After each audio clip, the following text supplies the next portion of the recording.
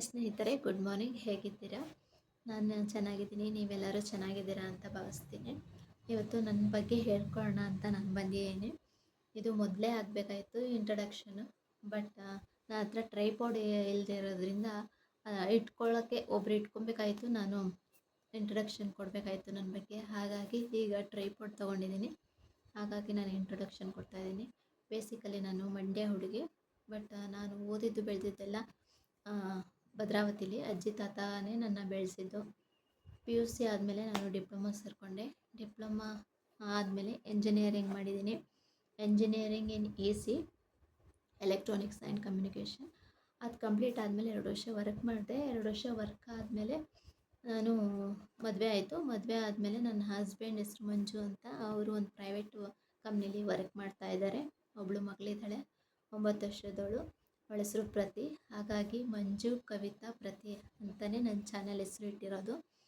9 ಗಂಟೆ 10 ಗಂಟೆ ಅಷ್ಟೊತ್ತಿಗೆಲ್ಲ ನಮ್ಮದು ಕೆಲಸ ಎಲ್ಲ ಮುಗಿದೋಗುತ್ತೆ. ಅದಾದಮೇಲೆ ಹೇಗೆ ಟೈಮ್ ಪಾಸ್ ಮಾಡೋದು ಅಂತ ಸುಮ್ಮನೆ ಐಡಿಯಾ ಮಾಡ್ತಿದ್ದಾಗ, ಈಗ ಮಗು ನೋಡ್ಕೊಳ್ಳೇಬೇಕು. ಮಗು ನೋಡ್ಕೊಳ್ದೆ ವಿಧಿ ಇಲ್ಲ. ಈಗ ಬೇರೆ ಯಾರು ಮಗು ನೋಡ್ಕೊಳ್ಳೋಕ್ಕಿಲ್ಲ ಮನೇಲಿ.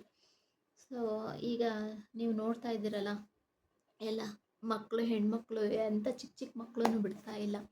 ಹಾಗಾಗಿ ನಾನು ಕೆಲಸಕ್ಕೆ ಹೋಗೋಕ್ಕೆ ಆಗ್ತಾಯಿಲ್ಲ. ಆದ್ದರಿಂದ ಮನೇಲೇ ಕೂತ್ಕೊಂಡು ಏನಾದರೂ ಸ್ಟಾರ್ಟ್ ಮಾಡಬೇಕು ಅಂತ ಮನಸ್ಸಿಗೆ ಅನ್ನಿಸ್ತು. ಆವಾಗ ಈ ಆನ್ಲೈನಲ್ಲಿ ಮೊಬೈಲಲ್ಲೇ ವರ್ಕ್ ಮಾಡ್ಬೋದು, ಆ ವರ್ಕ್ ಈ ವರ್ಕು ಅಂತ ಎಲ್ಲ ಒಂದೆರಡರಲ್ಲಿ ಅಪ್ಲೈ ಮಾಡಿದೆ. ಬಟ್ ಅದೆಲ್ಲ ಗ್ಯಾರಂಟಿ ಇರಲ್ಲ. ದುಡ್ಡು ಇಸ್ಕೊತಾರೆ. ಫಸ್ಟು ದುಡ್ಡಿಲ್ಲ, ಫ್ರೀ ಅಂತ ಅಂತಾರೆ. ಆಮೇಲೆ ದುಡ್ಡು ಕಟ್ಕೋಬೇಕು, ನೀವು ಪ್ರಾಡಕ್ಟಿಗೆ ಕಟ್ತಾ ಇರೋದು, ಸ್ವಲ್ಪ ದುಡ್ಡು ಕಟ್ಟಿ ಅಂತ ಅಂತಾರೆ. ಸೊ ಹಂಗಾಗಿ ದುಡ್ಡು ಯಾವುದು ಗ್ಯಾರಂಟಿನೂ ಇರಲ್ಲ. ಸುಮ್ಮನೆ ದುಡ್ಡು ಇನ್ವೆಸ್ಟ್ ಮಾಡಿ ನನಗೆ ದುಡ್ಡು ವೇಸ್ಟ್ ಮಾಡೋಕ್ಕೆ ಇಷ್ಟ ಇಲ್ಲ, ಲಾಸ್ ಮಾಡೋಕ್ಕೆ.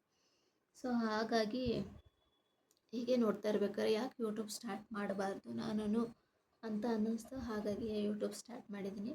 ನನ್ನ ಯೂಟ್ಯೂಬ್ ಚಾನಲಲ್ಲಿ ಅಡುಗೆ ಬಗ್ಗೆ ಇರುತ್ತೆ, ಹಾಗೆ ಟ್ರಾವೆಲಿಂಗ್ ಬಗ್ಗೆ ಇರುತ್ತೆ, ನೇಚರ್ ಬಗ್ಗೆ ಇರುತ್ತೆ, ಡೈಲಿ ಬ್ಲಾಗ್ಗಳ ಬಗ್ಗೆ ರೂಟೀನ್ಗಳಿರುತ್ತೆ. ಇಷ್ಟು ನನ್ನ ಪರಿಚಯ. ಹೇಗೆ ಏನು ಮಾತಾಡಬೇಕು ಅಂತ ಗೊತ್ತಾಗ್ತಾ ಇಲ್ಲ.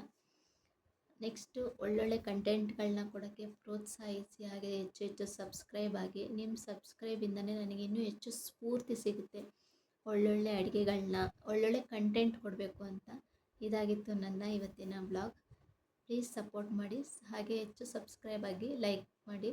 ನಿಮ್ದು ಏನಾದರೂ ಕಮೆಂಟ್ ಇದ್ದರೆ ಕಮೆಂಟ್ ಮಾಡಿ. Thank you.